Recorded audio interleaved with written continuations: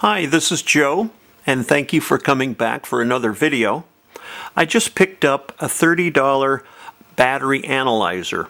I'll post the Amazon link in the description so you can see which unit I purchased. Let's open this up and do some testing. I have a fairly new battery, 2 years old. I use it for testing motors and things. Let's do some testing on this. There's a couple things about this battery analyzer that I really like.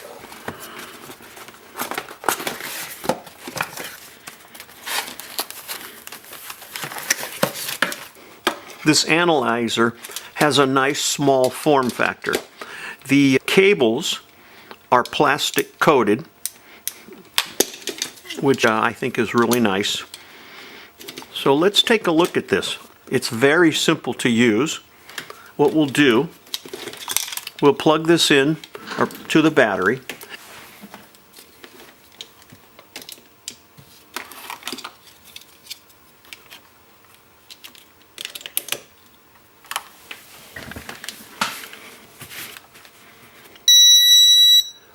When you first turn the unit on, it asks you to set the cold cranking amps or the amp hours, which is a really nice feature. I've heard that some of these battery analyzers only allow you to select the cold cranking amps. So in some batteries, mostly auto batteries, they're measured in cold cranking amps. But in the case of some other types of batteries, for example, like electric vehicle batteries, electric scooters, e-bikes, things like that, they don't give a cold cranking amp because you're not really starting anything. You're using the battery and measuring its amp hour rating. So I do really like that feature. The battery analyzer gets its power directly from the batteries. When you turn the unit on, the first prompt is to enter in either the cold cranking amps or amp hours. The range of amp hours is from 30 to 200 amp hours. So let's go ahead. This battery is 500 cold cranking amps. Let's go ahead and select that. So now the cold cranking amps is flashing. We can then go through and enter in 500 cold cranking amps. That's what the battery is rated at. And we're still flashing on cold cranking amps. When we press OK, we then get the in-test indicator. And in a couple seconds, we'll get a response back from the battery analyzer. Notice there is a bar scale across the top.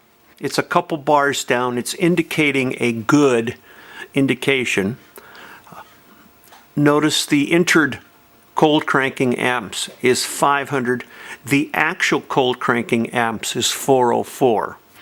If we press the select button, we can then switch to the second display. The second display is reading 12.6 volts and 6.65 mega ohms. That's the internal battery resistance. I don't have a battery that has a minimum of 30 amp hours. This little battery has a 9 amp hour rating. So when testing this battery, it's not reading accurately because you need, for the amp hour rating, you need at least a minimum of 30 amp hour battery to a maximum of 200 amp hour battery. So we can't test that.